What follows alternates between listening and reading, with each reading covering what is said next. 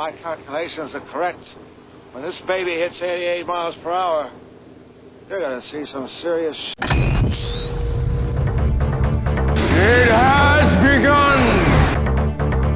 Calm down, Doctor. Now is not the time for fear. Trying to misbehave. Give them nothing, but take from them everything! Program complete. Enter when ready. Greetings once again, my friends, and welcome back to Geek News Movie Night, where we take a movie and we go over the bests, the worsts, and everything in between. I am your host, Adam Mickelson, aka Drac. I hope everybody's having an awesome day or night when you're listening to this. And joining me is from out of the shadows, out of his normal domain, Alex the Shadow Blazer. Alex, how are you this fine evening? After Black Friday. There, I suppose. Okay, so things are getting better for you. That's good. Considering the last time we recorded, things weren't great because Black Friday. Black Friday happened, and Yeah. yeah. I don't know. I've also, I feel like I have a cold, but at the same time, don't, because I don't know. It's weird. You love that limbo, right? Where you might have a cold, but you're not sure. So you bundle up just in case, and then you find out eventually that yes, in fact you do.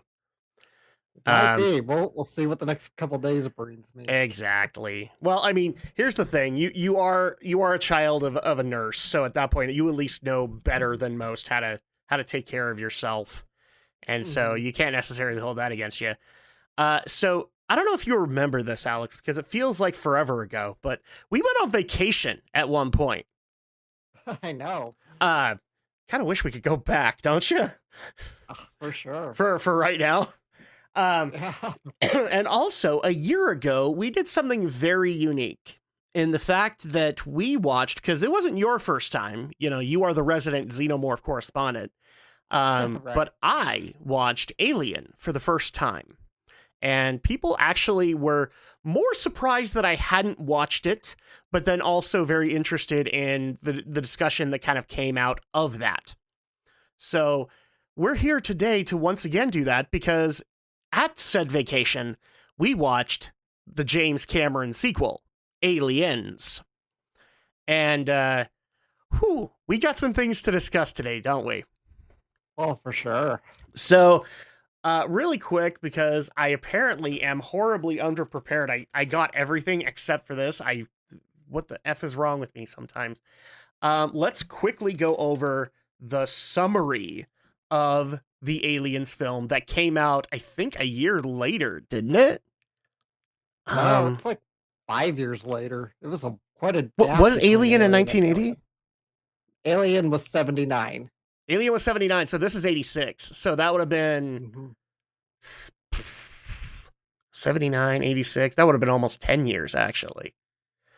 So 79, 80, 81, 2, 3, 4, 5, 6, 7 years. 7 years, yeah. So 7 years later, James Cameron took up the helm, and decades after surviving the Nostromo incident, Ellen Ripley, played by Sigourney Weaver, is sent out to re-establish contact with a terraforming colony, but finds herself battling the alien queen and her offspring. Sorry, I had to add that in there. So really quick, I was actually hoping you could answer this. Why was it Cameron and not Ridley Scott? Let me double check on that. I know.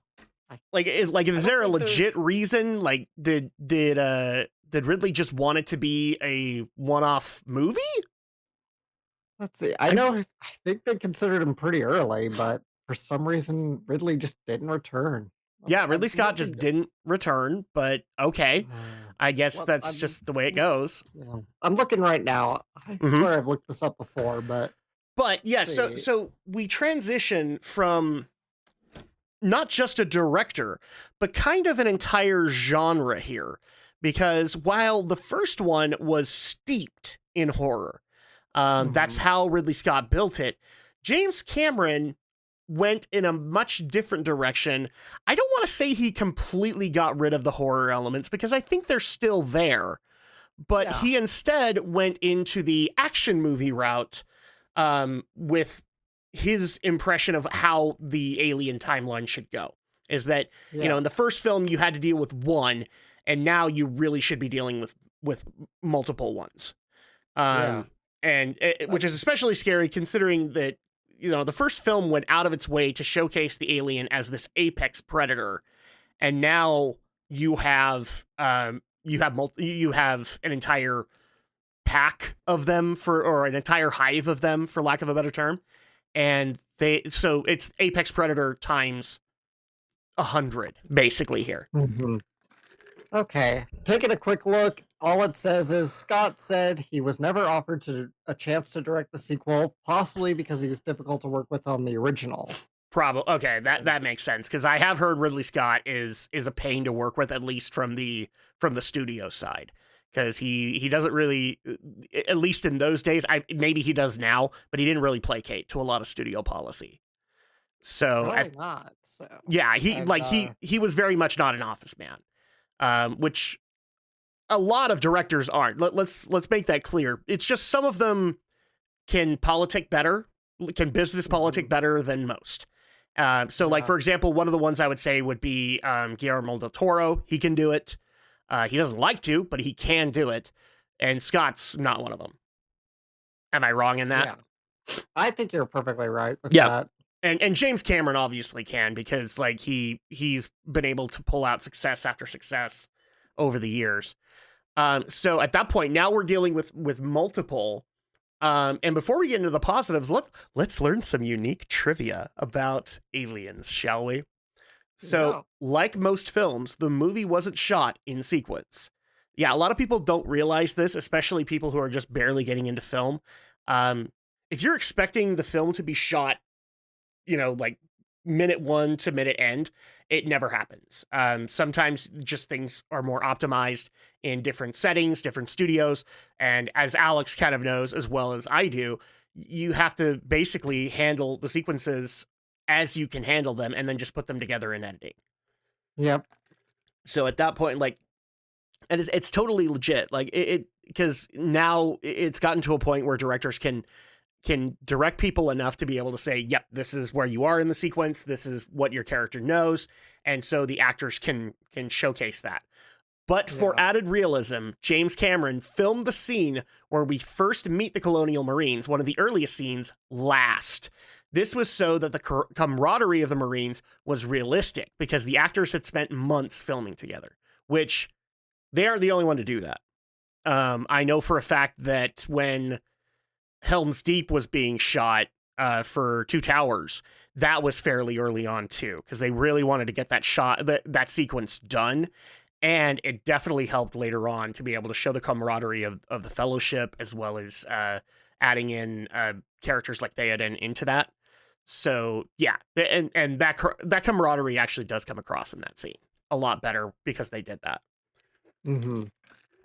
Just think, if you're the actor and your first thing is like you meet everybody, there's not really a whole lot to work with. I mean, I can only imagine shooting Lord of the Rings. I know this is a bit of an aside, but it's like, considering they were filming all 3 of those back to back, and you know, it's crazy to think like one day you'd be shooting something from Two Towers, the next you might be shooting from Fellowship. What's funny is you're already wrong, because the starting of it was Return of the King. Right. Mm-hmm. So at that point, like, and what's even better is like some of the sequences, like, because this happens when you're filming, you know, weather isn't ideal and it doesn't work out. And so at that point, what do you do when the pristine scenery that you have is dull and dreary because of rain? Then you have to go and film something else. And so at that point, they'd have to go reserve entire sound stages, or in the case of Return of the King, for a lot of it, they had to reserve a squash court in the middle of a hotel to be able to film scenes with Frodo and Sam. Oh, bro. Yeah. I wouldn't be surprised. Yeah. So at that point, it was pretty freaking crazy. But yeah, a lot of people don't know this, but a lot of films are done out of sequence. They try to keep things in sequence as much as possible, but sometimes if you want like the perfect amount of scenery, you have to set it up and you have to do it from this time to this time. Here's a fun fact. It's E.T. it's why was shot- actors actually work horrendous hours and directors work even more horrendous hours. Yeah, but E.T. that was actually shot completely in sequence. Yes, by Spielberg's design. He wanted to do it that way. Exactly that way. Yeah. So it does happen, rare, but it it's happens. rare Yeah. because sometimes you can't control weather, you can't control a lot of things. So when filming the scene with Newt in the duct, Carrie Henn kept deliberately blowing her scene so she could slide down the vent. So this is the kid, all right? Kid, yeah, that's the kid. directors hate kids a lot of the time. There's a reason that people like John Hughes were always, or Chris Columbus were always brought in for kids films because they had the patience to be able to deal with kids. And I can guarantee you, James probably had some patience, but given how this is starting up, probably, wasn't happy. Yeah. So yeah, sliding down the vent, which she later called a slide 3 stories tall. James Cameron finally dissuaded her by saying that if she completed the shot, she could play on it as much as she wanted. She did, Okay. and he kept his promise. That's good. I'm glad he found a more. So basically what happened was he kept the set up like during the rest of filming, and that was her personal playground. So that was nice of James. That was nice of him. Nice, yeah. Bill Paxton continuously apologized to Carrie Henn throughout filming every time Hudson had to swear in front of her. Carrie later admitted that she didn't mind, mainly because she really didn't know what any of the words meant. I love it. Yeah, no, that makes sense. I'm trying to even think, what has Carrie Henn done in the last few years? Because she's still got to be in Hollywood, right? No, she. Oh, she probably left. A lot of child actors leave. They get sick of that crap real quick. Yeah. I believe she actually became a teacher in real life. So. She has been married to her husband since 2005. They have one child together, according to IMDb. She might be a teacher, but it doesn't say here. But it wouldn't surprise me because I know a lot of child actors. Either they go back into the industry as writers themselves or something behind the scenes, or they get out entirely. Like I told the story before of the kid from Troll 2, how he became a dentist and basically took his entire dental office and put Troll 2 paraphernalia in it. That's great. Mm-hmm. Yeah, I'm the kid who peed on everybody. That's who he is. So Lance Henriksen, a staple of the Alien franchise, in case you guys don't know, had privately pledged to quit acting if this part didn't work out for him after years of journeyman roles. It proved to be one of his most successful films, and I think this is basically his standout role because a lot of roles for Lance Henriksen came because of his association with aliens. Yeah, especially a lot of sci-fi. And also the fact that he kept getting brought back to be in Aliens and Alien versus Predator and all of that stuff. Like, to say that Lance Henriksen is a staple of the Alien mythos is not a lie. Like, he's everywhere in it. I mean, for crying out loud, he basically played the CEO that eventually became the staple for all the androids. That's how committed they are to keeping Lance Henriksen in canon. And yet, for some reason, they don't have him in Prometheus or Alien Covenant. I think that was by design because they wanted to establish that his model hadn't been made yet. I think that's their justification. I don't know. I don't remember if they ever said because I remember a similar justification being done with Ian Holm. Because Ian Holm, from what I understand, he didn't really want to come back to do Aliens. And so I guess they were talking to him about him being kind of like the android model, and he said no. So they basically made the same offer to Lance, and Lance was like, yeah, okay. And he kept coming back for the role. I think Lance was even in one of Cameron's films just before this, because Cameron started off on a lot of low budget. Yeah, he's got cameos in a lot of films. Especially Cameron films. Somebody was telling me he's in T2. He's in Titanic somewhere, like he's one of the engineers or something like that. So basically he has the same connection that Sam Raimi has with Bruce Campbell. Uh-huh. So while you're looking that up, Lance Henriksen wanted to wear double pupil contact lenses for a scene where Bishop is working in the lab on a microscope and gives a scary look at one of the Marines. He came to set with those lenses, but after a test, James Cameron decided he did not need to wear them because he was acting the character with just the right amount of creepiness already. Cameron later said that it made Bishop look scarier than the aliens.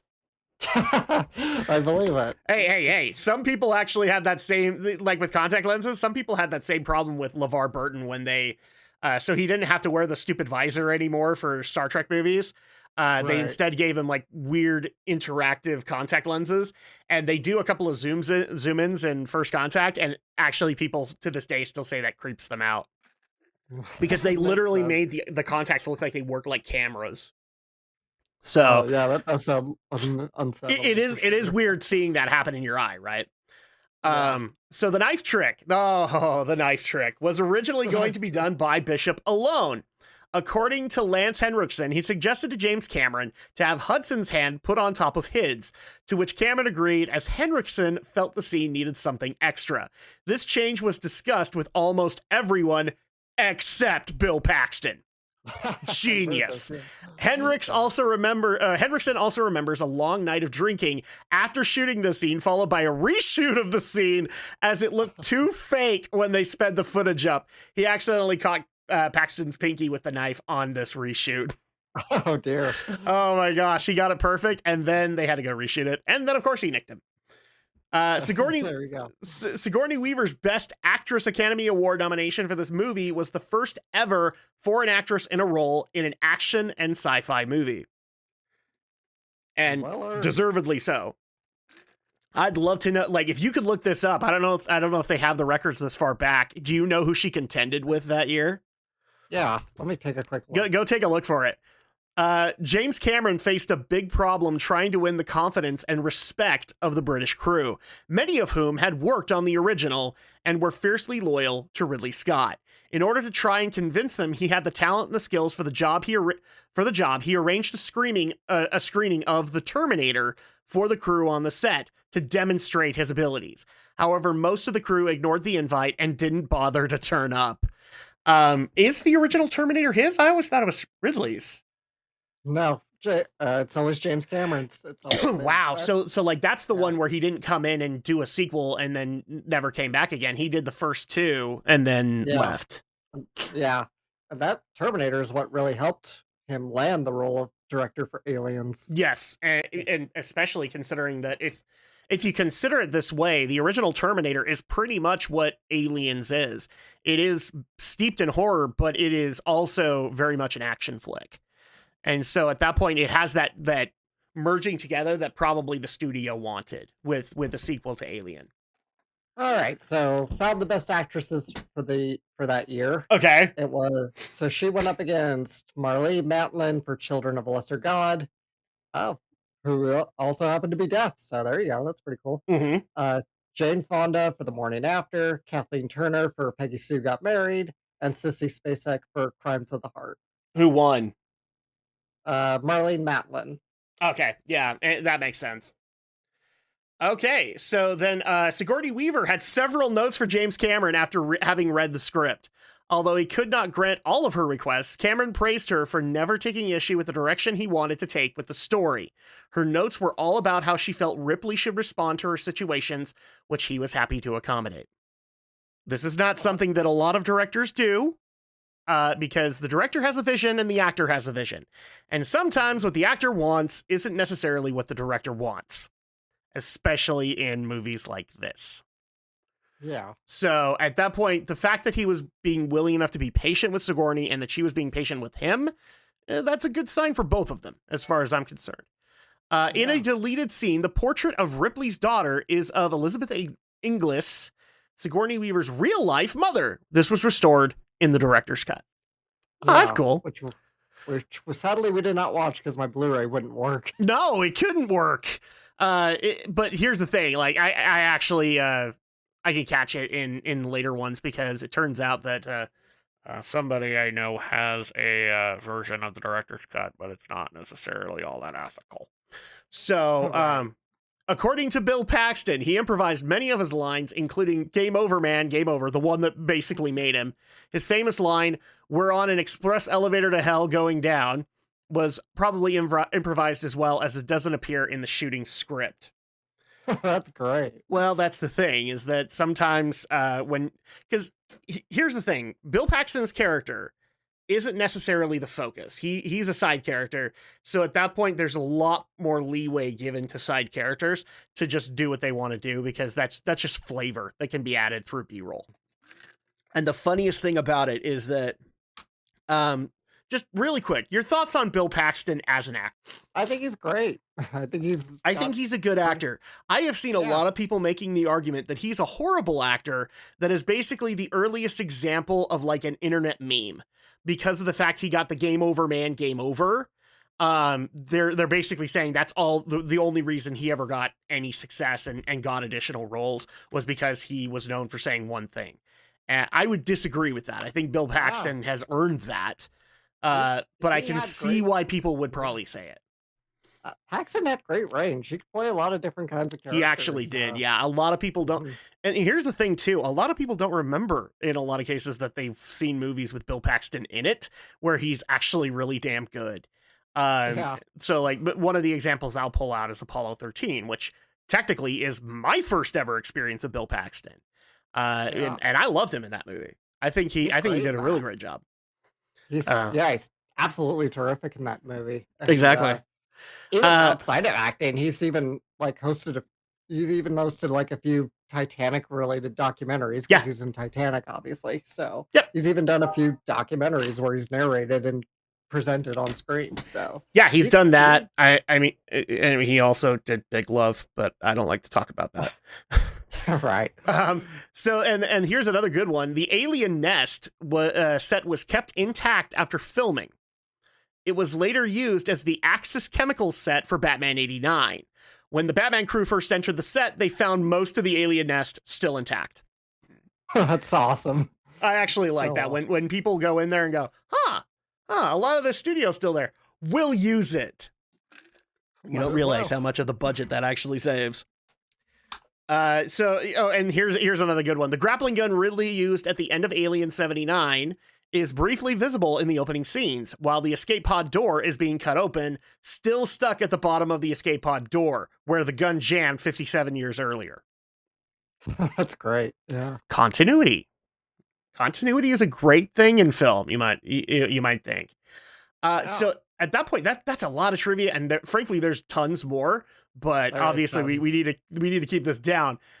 So obviously, the whole premise here is this is the original planet, right? The planet they went to, the egg hatched, and Weyland-Yutani basically said, it's fine, and decided to start terraforming the planet, but the nest was still there, and they didn't know. And so you have that initial discovery, and everybody basically starts to find out maybe we should have terraformed the planet first and then let people move in. So at that point, pros of this movie. What did this movie do right for people? I'm going to go ahead and put this out of the way, and Alex will smack me later, but the fusion of hit horror and action into this is exactly the amount of balance it needs to be.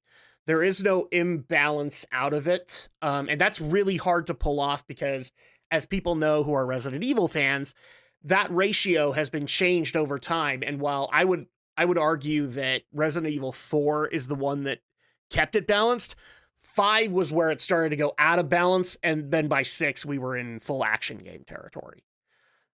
So agree or disagree with that? No, I 100% agree. Because it really did open this movie to, I think, a broader audience, and it took it into a new direction. It wasn't just a carbon copy of the original. Think about the 80s and Friday the 13th, right? How many Friday the 13th movies came out over the course of the 80s? And they're pretty much all the same exact movie. Pretty much, yeah. So, minus this, instead it's just like, we won't put Jason in a summer camp. We'll put Jason in a city. We'll put Jason here. We'll put Jason there. Yeah. We'll put Jason in space.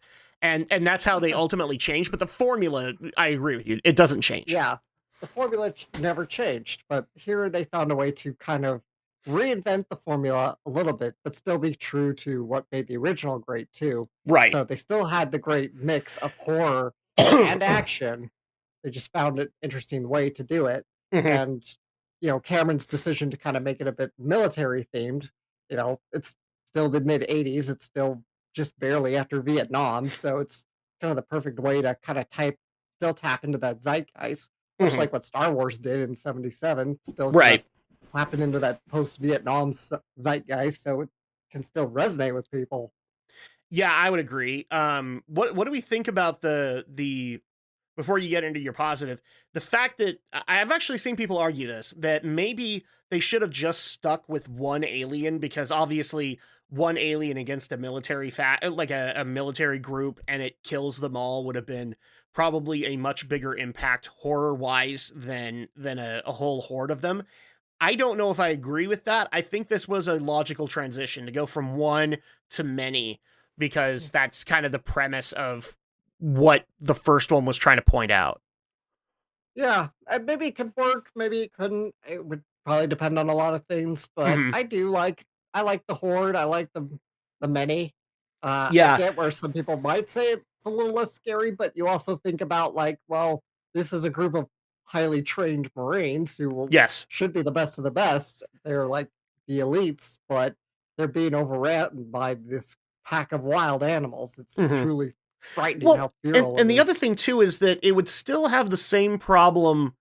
Um, it would still have a continuity problem, because for people who saw the first film, you saw the chamber. There was a lot of eggs there, and so at that Yeah. point, what, they only open once every 1,000 years or something, and so at that point, like that to me would have been more of a justification to do Alien 30 than it would have been to actually do Aliens, which Aliens, to me, I think it was a better idea to just, because you completely ignore the fact that the chamber existed and the fact that there were multiple eggs out there, and it's much scarier. Like they did a great job in the first one of saying, this one can trash all of you. Now put 100 of them into the mix and just see how truly fucked you are. Yeah. And you would have to make the alien nigh invincible, right? We established this in this movie that they're deadly, of course, because they're fast and they are able to quickly kill you, stealth kill, but they're not 100% Yes. invulnerable. They're apex predators. So at that point, yeah, the difference here is like one alien was able to kill all of these engineers because they didn't have the military experience, like the tactical experience that a group of Marines are going to have. And on top of that, this thing was a hunter killer. So it was obviously doing things in stealth. And that's why this actually works, is like, yes, Marines are acting tactically the way that they should, but so are the aliens. yeah. So it's why it makes a lot more sense for it to be a big pack of aliens as opposed to just one alien. I don't Yes. think one alien could. You'd have to have some stupid Marines to kill off a whole group of Marines. And Yeah. big praises back to Cameron here for not going the direction of just making them dumb military grunts. Well, They at try that to- point, the other thing too that I think would hurt that is that you would have to have multiple survivors at that point. And I think Cameron was very set that 2 survivors had to happen. Because if I remember correctly, both Newt and Ripley survive. Yeah. Yeah, and so does Newt survives, right? Sean- Yeah. so does So at that Sean point, Bean's you'd have to character. have like the lieutenant survive as well, and I think you lose something out of that, because there is such a good thing with horror movies of being like the only one to tell the tale. Yeah. And So, in this- Newt's a kid, so Newt's really not going to tell anybody because she's just traumatized by the whole experience. But Ripley is probably going to continue to be told, "Oh yeah, you're full of shit." Yeah. It's very much the Simpsons joke, like they spray the aliens spray Homer with beer and like, "Now no one will believe your story." Yeah. So at that point, okay, so what's a positive for you on this one, Alex? Well, like I was just saying, I think avoiding just making a bunch of dumb cannon fodder for the aliens, by Right. actually making the Marines, intelligent, brutish, sure, and immature, sure, but nevertheless, you do get a sense that like that camaraderie, that comradeship Mhm. between them, that they joke around, that they can mess around with each Yeah, other. they're stereotypical jarheads. There's no denying Yeah. that. But they're not stupid. No. They're doing they're put into an impossible situation with a deadly creature that they don't know anything about besides what Ripley can tell them, and they still are able to hold their own reasonably well. Yeah, I tend to think that this was still a pretty good setup because at that point, there was more knowledge with the alien as an apex predator than there was for the Marines. Because here's the thing too, a lot of people forget this. Ripley isn't taken seriously at the beginning. It's only when people start dying that Ripley is starting to be taken seriously. Yeah, because at that point, like she's experienced an alien. She knows what they're capable of. And so a lot of her solutions are, to the Marines at least, they're seen as fairly extreme. But there's a reason that Ripley recommends those, is because she doesn't see any other way. She's experienced the terror. So at that point, like one of my favorite lines in that whole thing is like, we should just nuke the whole planet from orbit because that's the only way to be sure. And everybody's just like, what, are you crazy? But this is around the time when they're all getting killed and they're just like, yeah, that's probably right. Yeah, by that point, everybody else wants to, except of course Paul Reiser's character, because he's like, no, but he's the rep of Weyland-Yutani, yeah. But because he's the suit there, right? Yeah, he's the suit. He's the guy who's supposed to keep everything on the up and up. Yeah. So another positive I actually have here is we don't get a whole lot of speculation on this in the first film, because the villain of the first film is the alien. Weyland-Yutani isn't perceived as good by any stretch. They are considered to be very against their workers and everything like that in the first movie. But you brought up Paul Reiser, and Weyland-Yutani goes to mustache twisting of the nth degree in this film. So much so that you can make the argument that the second villain here is Weyland-Yutani. It's almost like they didn't care about their Marines and then just sent them in to get slaughtered. Yeah. I mean, sure, Weyland is certainly, you're right. Weyland's, I think, already established pretty well in the first film. I think this is the one that does it, because they're not mentioned that much in the first film, except for we have labor disputes and whatnot. But then you get to the interrogation or the debriefing of Ripley, and that's when you start to see it. This is an uncaring corporation. Yeah, but don't forget, in the first film, you also get Ripley on the computer where she's like, "What is the protocol?" It's like, preserve the specimen, all other considerations secondary. So yeah, well, no, that wasn't on the computer. That was Ian Holm, wasn't it? Both. Oh, yeah, that's right. Because she uses Ian Holm's head to show them. Yeah. Well, she converses with Mother, the computer system on Nostromo. Yeah. It's like, and which Mother says here's the protocol, all other considerations secondary, and then Ian Holm comes in and says, "Didn't you saw what it said? All other considerations secondary," and then Ian Holm tries to kill her. And then, and the further consideration with the head. Yeah. But I think you're right. I think you're also right here. This is where it really solidifies that Weyland-Yutani is an evil company. Actually, this is actually the movie that makes it into Weyland-Yutani. I think the first one's just Weyland Corporation. The only difference that I would say is that there are a bunch of alien lore people that are basically saying that this is some of the arguments that you could make is that they are literally sent the Marines into the slaughter to see what the aliens were capable of, almost insinuating that they are the ones who made them. And I don't know if I agree with that. Like, I know that there's new established continuity with that, but I still think it was just their ignorance. That's what makes them the villain in this case, is they literally don't believe this. They don't have any confirmation that these things exist. And so they keep sending people like lambs to the slaughter because they think it's just a ghost story.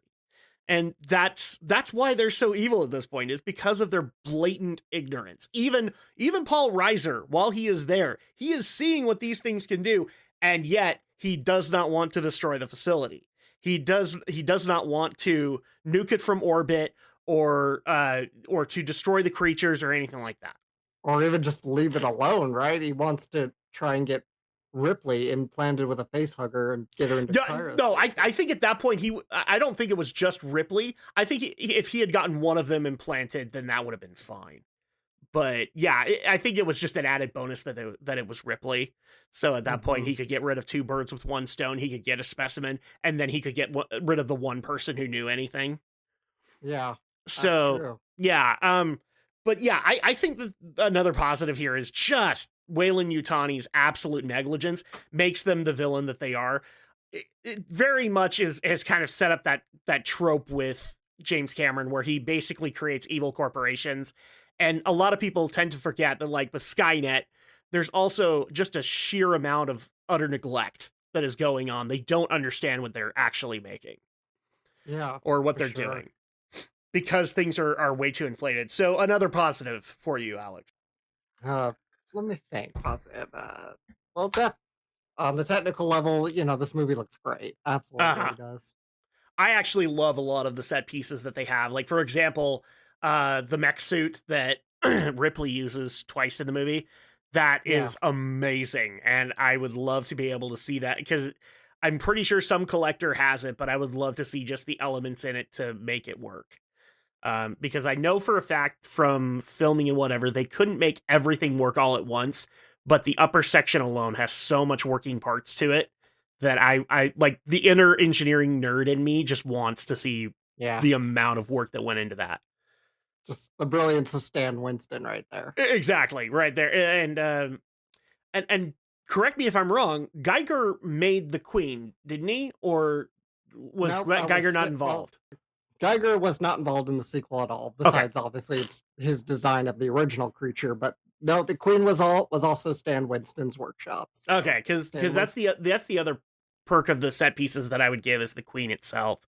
Yeah, just the fact that it can literally disassemble itself from its baby making apparatus and then hunt you like a regular alien. That's fucking terrifying. Yeah, so that would be my next big praise of the movie, is how the Queen comes in to up the ante here. Yeah, I would agree. Plus the aesthetic of the hive, and the fact that this is why in a lot of video games now you see this happening, where like you see a really organic cave or dungeon, and then you find out that the end boss is just a part of it. And I wouldn't be surprised if the Alien Queen is the origin of that, because it is downright terrifying to see all of this architecture being warped and then seeing her apparatus, because there's no other way I can explain it than that. It's basically her in baby making mode that is part of the scenery, almost like it all stemmed from her. And it's fucking horrifying. Yeah, it is. Yeah, so basically you can make the argument, oh, you've been treading in her insides the whole time. It's not true, but the argument can be made. It definitely has that feel. So other positives. I will say Newt is also a positive, because you get 2 survivors. One who Ripley is a survivor. I'm not saying she isn't, but as you see in the first film, what happened to her happened over the course of basically a day. Newt has been there for how long? I can't remember. Months? Years? Before anybody came along? And she had to survive on her own. Yeah, that's wild. In fact, this is also kind of a negative to me, because how come they never considered doing a film based on Newt and what she went through? Because that would be an amazing kind of midquel to do. Yeah, I don't know why. The closest we get is... The only thing that would make me feel really bad is that if this happened at the right time, poor Dakota Fanning, who was just so good at playing a traumatized girl, she would have been the new Newt, and I would have felt so bad about it. Like, poor Dakota Fanning, like, she gets stuff now that's acceptable, but people forget, like, she had a point in her career where, as the kid, she was the traumatized girl. That was her typecast. And so that's all she ever got.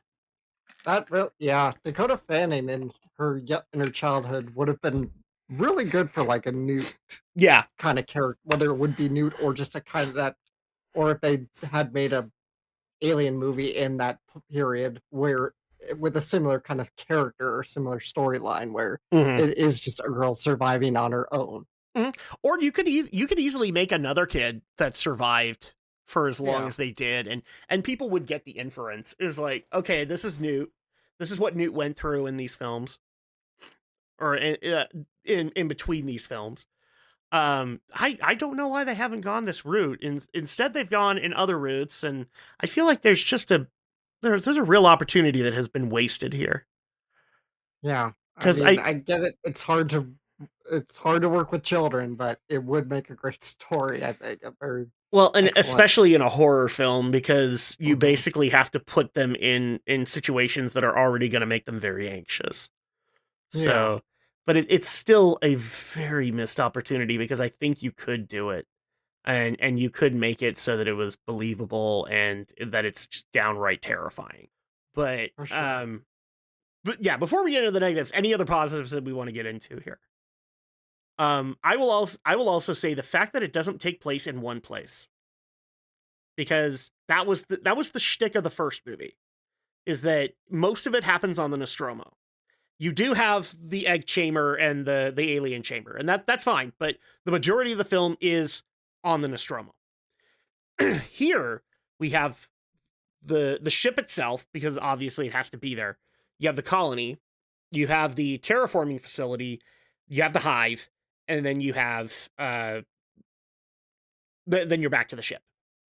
So the fact that you had multiple facilities that were being affected by the hive, it just adds to the grip, the foothold, or the stranglehold that the aliens have on this whole thing. Mm-hmm. So I like the I can multiple agree with settings, and it just adds to how powerful these beasts really are. Yeah, so I can agree with that for sure. Any other positives you want to add in? I mean, I really like James Horner's score. I think the music is terrific. Absolutely. Well, he's the guy who scored the previous one, isn't he? No, that Oh, was okay. the first one, Jerry Goldsmith. This one is James Horner. Yeah, no, it's a great score. And I would say an inspiration for a lot of sci-fi horror at this point, because when I listened to the score as we were listening to this movie, I was just like, wow, I'm hearing stuff from like Resident Evil, Dead Space. I know. I felt the same with Resident Evil 2. I think that's why Yeah. I think this movie is why I like Resident Evil 2. And for all the people who was like, well, it's space. No, what we're talking about is atmospheric music. Is a lot of so one of the things that can set up the atmosphere is the music. And sometimes you don't need to do like space music, you just need to do isolation music. And that's kind of what they did. And it worked. Yeah. Yeah, I mean, it's no wonder that him and Cameron worked together for so many more movies before Yeah. Horner's death. Because I think Horner did. Yeah, I want to say Horner's in. He might not have done T2, but I think he did Titanic. No. He did Titanic and he did Avatar. And he did the original, but he's since been passed away, right? Yeah, he's dead now. So he didn't do the second one. No. Okay, so at that point, are there any negatives that we want to throw at Aliens? Because here's the thing. I can see a lot of people's negatives with it, specifically the fact that it isn't based in horror, that it's more of an action film. I don't think I agree with any. I think they did what they needed to do and it worked. Yeah, I agree there for sure. So for me, trying to find negatives here is very difficult. The only thing that I could complain about is maybe some of the characters, but well, the characters that I don't like died. And so at that point, you're not supposed to like them because they're fodder. Yeah. It's hard for me to find too many negatives in this. Mm-hmm. I mean, like when it comes to the Marine crew, there are stereotypes within it. Like, and those stereotypes bug the shit out of me, like the overly butch woman in there and stuff like that. It bugs the crap out of me, but it didn't hurt the film because, well, they died. And so at that point, it's like, well, okay, they got rid of the dead weight. I didn't like Vasquez. I don't like the stereotype. It's not that I didn't like Vasquez. I just don't like the stereotype because the stereotype is, it's a little too much. It's like, I'm pretty sure when they told the actress who played Vasquez to do it, they just told her to act like she was on a bunch of steroids. And that just bugs me because at that point, like I'm used to the I'm used to the Starship Troopers kind of angle with it, where it's just like, okay, everything's co-ed. I don't need to be overly butch to be able to prove myself on the unit. I'm just here.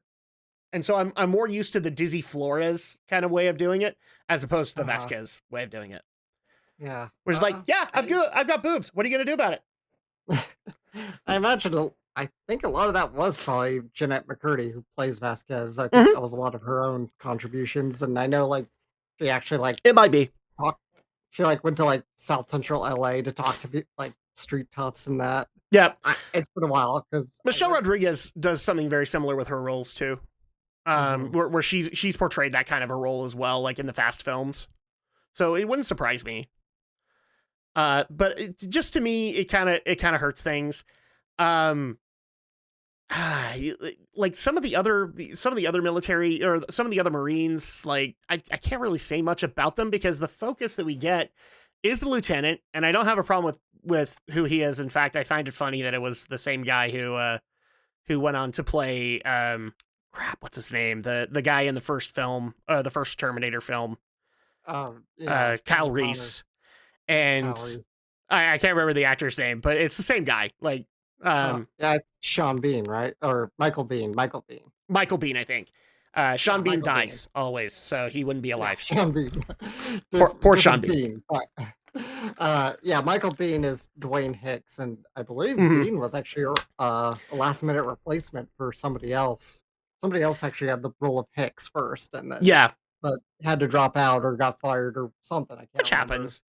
And here's the thing: I don't have a problem with Hicks because Hicks is the guy that we're rooting for in this case. Like he's the Marine that is just a humble guy who got thrown into a really shitty situation and had to and had to adapt.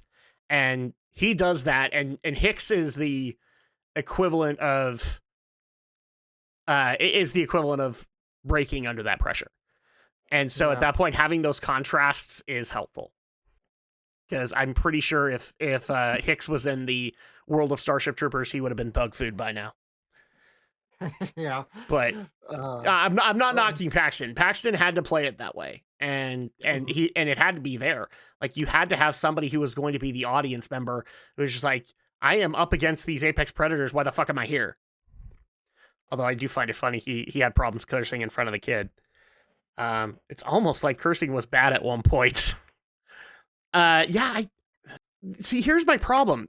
A lot of the things that you could say technically or lighting wise or cinematography wise that weren't good in this film, they actually helped it because of because there are some weird angles in there and there's some weird technical shots in there, but they were done in a way that helps portray the Hive. They're ways that help portray the colony. And so I don't want them removed because they're some of the best shots in the film. Are they the best shot as far as like professional cinematography goes? No, but to make a movie like this, you had to step outside of the norm, and which is funny because that's how they become the norm. So at that point, if we don't have any negatives for this, let's get into some clips, shall we? Yeah. Unfortunately, because this movie is so hard to get via streaming, I had to resort to YouTube for a bit of this. But if I can get cleaner clips, I will. Because a lot of clips online are low fidelity, and I have a feeling it's because, who is it that owns this? 20th Century Fox? Yeah, Fox. They are vultures when it comes to anything put up about aliens. So with that, the first clip that I have is the shootout where this is the point that I have complimented numerous times because they basically hired a New York dance troupe to be a bunch of aliens, and it works. So really quick, I'll share the screen so we can hear it together and we can react to it. 7. 6. B, that's inside the room. It's reading right, man, look. Well, you're not reading it right.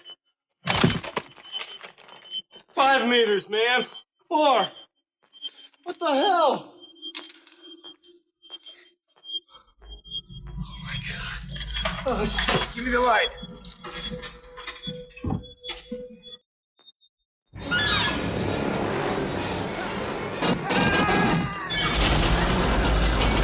There they go over there! Get up! All right. right, for the sake of not getting YouTube mad at us, I have to cut it off there. But Yeah. hey, Jill Valentine fans, do you want to know why Jill Valentine is the way Jill Valentine is? Is because Ripley did it fucking first. Because like I love that whole look of like, oh fuck. And she starts looking up, and then everybody else is like, oh, you better be wrong.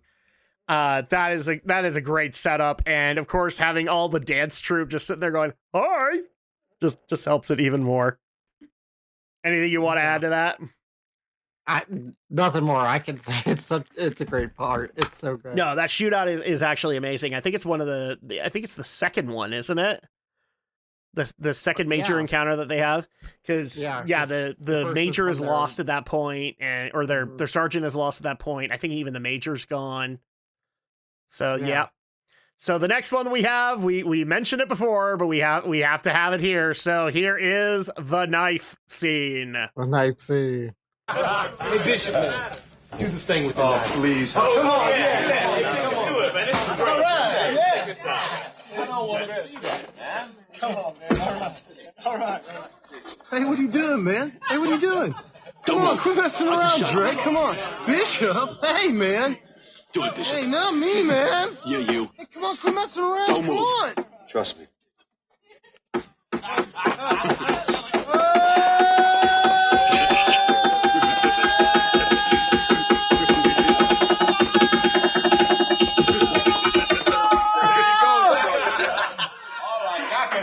Oh, good God. So, who sells that scene better, Lance Henriksen or Bill Paxton? Paxton, he's got the terror in his eyes and his voice, obviously. I would also, like, yeah, his since it's all seen from his perspective, it is completely Paxton that sells the scene, but Henriksen's composure does not help it at all. I especially love at the very beginning of that room. He's like, it's okay, it'll be fine. And Paxton just doesn't trust it. So, because you remember, like, he's the android. Everybody considers him it.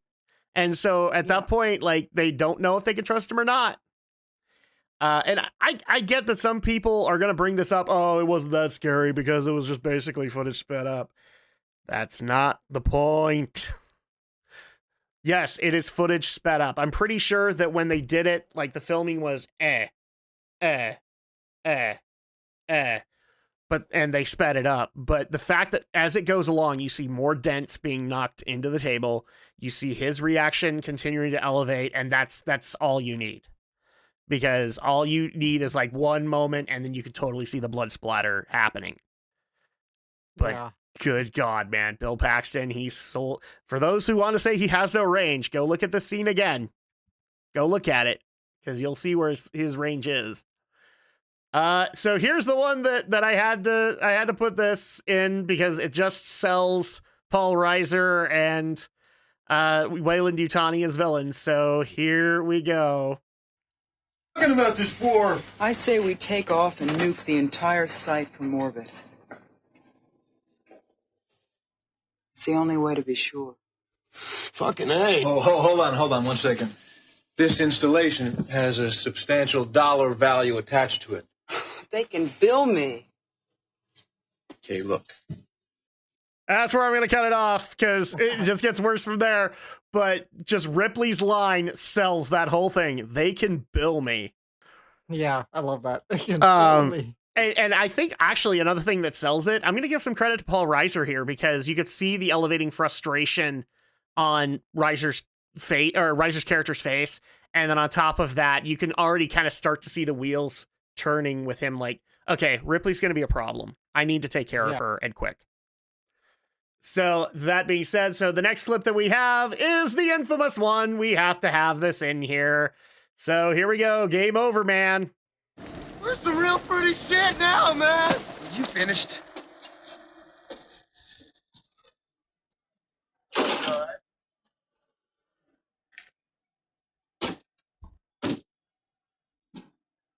I guess we're not going to be leaving now, right? I'm sorry, Newt. You don't have to be sorry. It wasn't your fault. That's it, man. Game over, man. It's game over. What the fuck are we gonna do now? What are we gonna... All right, I can't do it because he's going to go off onto a cursing tirade. But I haven't, like, I get why people love Game Over Man, but Newt, when you look at this scene in retrospective, Newt sells it. Yeah. Newt is this scene because I just love the whole, I know, it's not your fault. Oh, it just tears your heart up inside, doesn't it? It's sad because Carrie Henn actually did get crap for this, right? Mostly because of her, they mostly come out at night, mostly. Yeah. I think she's really good in this movie. She's a child, but I think she does very well. Well, on top of that, like, a lot of people have an issue when it comes to child actors and how to judge them, their performance and all that, because here's the thing, child actors do need a lot more direction than regular actors do, mainly because they're kids. They want to go off and do their own thing, but there are just some simplistic lines that only a kid would say that they can be screwed up by child actors numerous times, and directors can just get frustrated by it. But Carrie Henn understood what this needed to be, is that it needed to be that disappointment, but also you get the sense of terror in her eyes. Like, I'm not leaving here.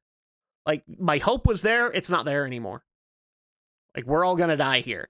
And so I give my props to Carrie Henn as well as James Cameron's direction of her, just to make that as simple as it possibly could, because they could have easily like gone over and had her like start being in the fetal position again, knowing that she's not going to leave. And instead she acts like any simple kid would. It's not your fault. Like, it's okay. It's not your fault. Can you get me my teddy back before I die? Kind of thing. And then the final clip that we have.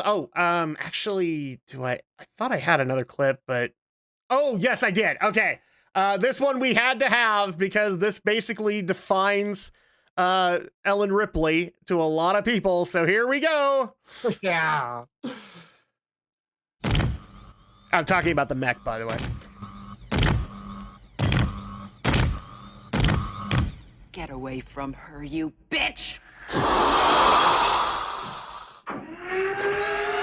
There you go. All right. So just amazing. So, okay, this is actually this is a cool moment because I've seen a lot of people go over like how female characters in action movies never got these awesome lines before Ellen Ripley.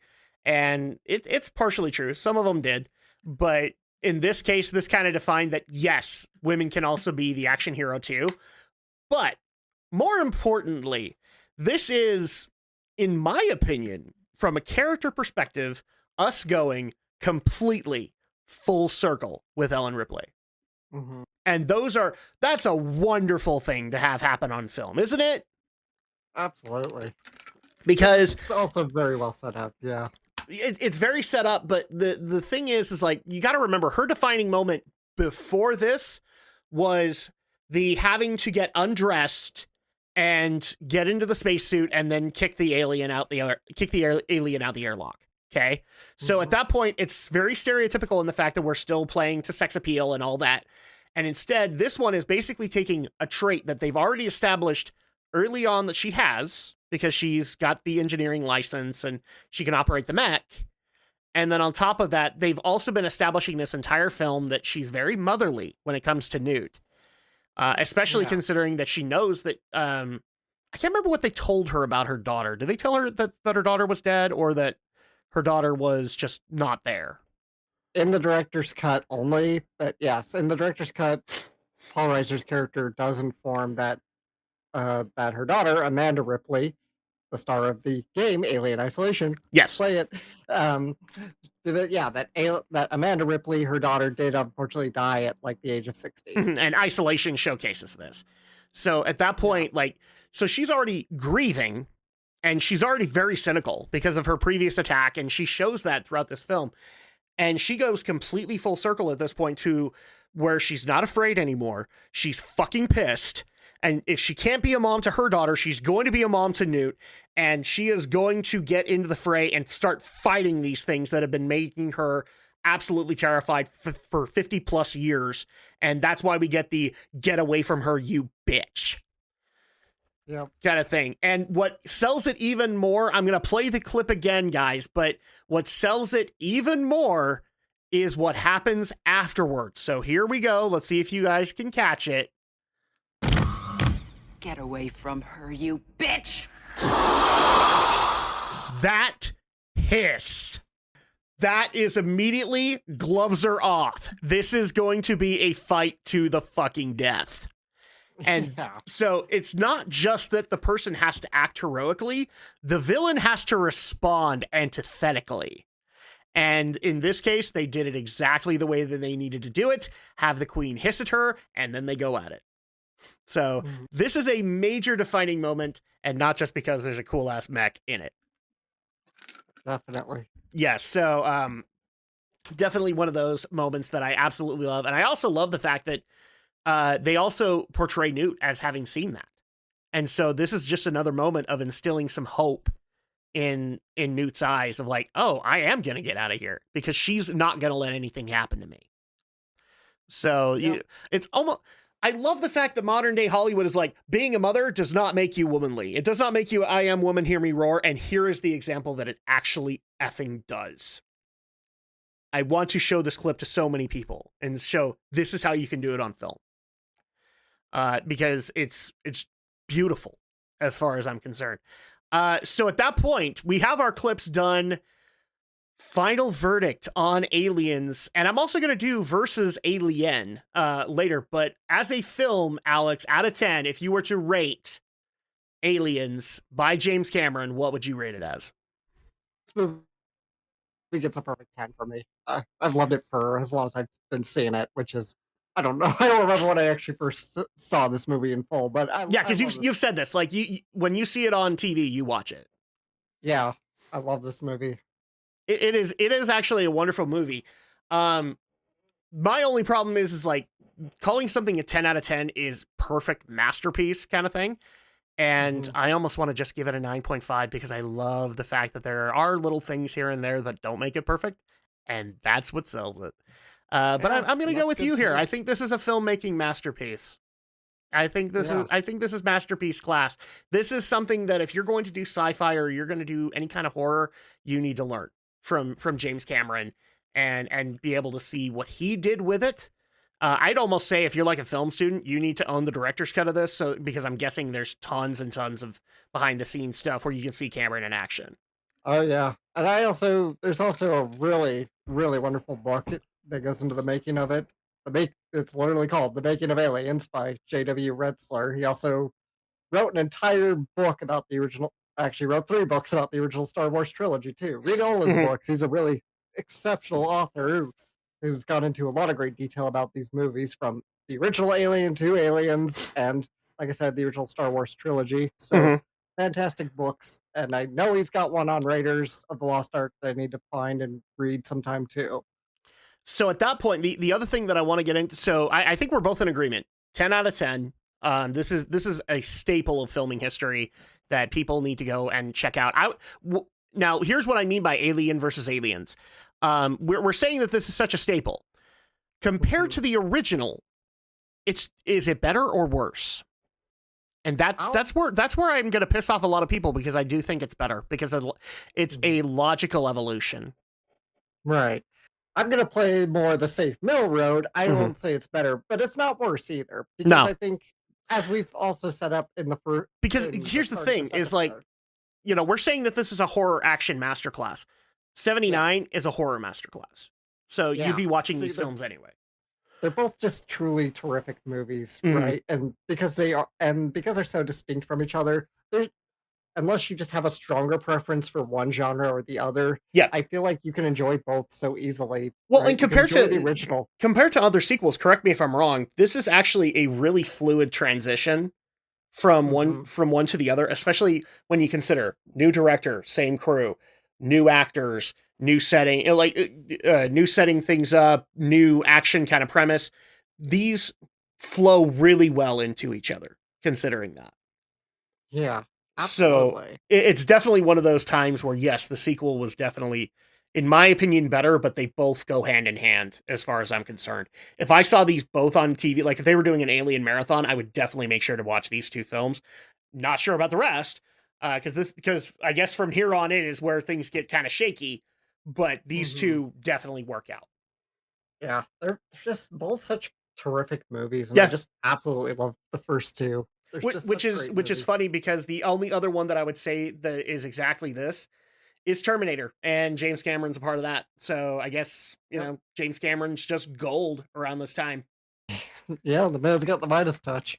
He really did at this point. I mean, some people debate that with Avatar now, but there's no denying at this point in his career, he was the guy to be able to go to, and there's a reason that he made the buku bucks. Yeah. You know, he also, when he was writing this movie, he wrote Rambo too. Rambo or First Blood Part 2 to be. Oh, okay. I was gonna say, what, he wrote First Blood or he wrote Rambo? I had to just think about. Yeah, no, it's Rambo, First Blood Part 2. So Rambo's titles are so fucking weird, and people still want me to go watch them, and I'm just like, no, I'm already confused. Maybe chronologically confused. Yeah. Well, then James Rolfe would bust me, so I can't do that. But so the other thing that I want to point out, because one of our viewers actually pointed this out and wanted me to ask this question, given where we are in the channel's history and whatnot, and once we watch this film, who is more evil? The Weyland-Yutani Corporation or the Umbrella Corporation? I have to hand it to Umbrella, because at this point, the reason that Weyland-Yutani is evil is because of their sheer ignorance, whereas Umbrella has nefarious intent very early on in its creation. So yeah, because it's sort of like, I kind of have to agree there. Yeah, I feel like because Umbrella actively tries to make situations worse. You know, yes. You think of Resident Evil 3. They send the Nemesis out to just eliminate Umbrella instead of trying to, you know, contain the spread. Well, yeah, to basically get rid of the evidence. Yeah. Yeah. So I would probably hand it to Umbrella in terms of being a little more evil. I mean, I'm not saying that the later movies could convince me otherwise, but again, from what I've been told, from here on in, Alien as a franchise gets a little shaky. And so at that point, Weyland-Yutani, I guess, has the potential to lose some of that villainous intent, whereas Umbrella has kept it for many, many decades. And so I have to say that if gun to my head, I had to say who was more evil, I'd say Umbrella. So that being said, that's going to go ahead and do it for this review. Alex, thank you so much for bringing me along for this. We have had two movies in the works that have been fucking amazing to be able to go watch, and really like historical moments of cinema. But the next time that we do this, it's going to be Alien 3, which as I've said, this is where the shaky history of Alien starts, and where a lot of people have already told me we're not sure how long you'll stick to being an Alien fan after this. And before we fully wrap up, I just want to make a quick suggestion to people, just because I think it's funny that, Paul Reiser's in this movie, and quite a few years later, he did a sitcom called Mad About You. Well, just so happens James Cameron had a cameo in that sitcom too. So yeah, he did. On YouTube in your own time, look up James Cameron in Mad About You. It's a really funny cameo. Well, and from what I understand, Paul Reiser and him are actually really good friends. So at that point, so that's how he got onto Mad About You, and it wouldn't surprise me. Like, I know about the James Cameron cameo, but it wouldn't surprise me if like Sigourney Weaver showed up either. I don't think she ever did, sadly. Because Paul Reiser, from what I understand, he has good relationships with people in Hollywood, and so at that point, he can work with anybody, from what I've been told. So yeah, we'll be getting into Alien 3, but before we do that, the next podcast that we are going to do, Alex, is a monumental one, because the next review that we did when we were out on vacation was one that has literally been in the making for this podcast since its creation. And so you guys will want to join us for that one as we take on the long-awaited sequel to Top Gun with Top Gun Maverick. What are we going to say? The danger zone. We are going to step into the danger zone, but who knows how we're going to come out at the end.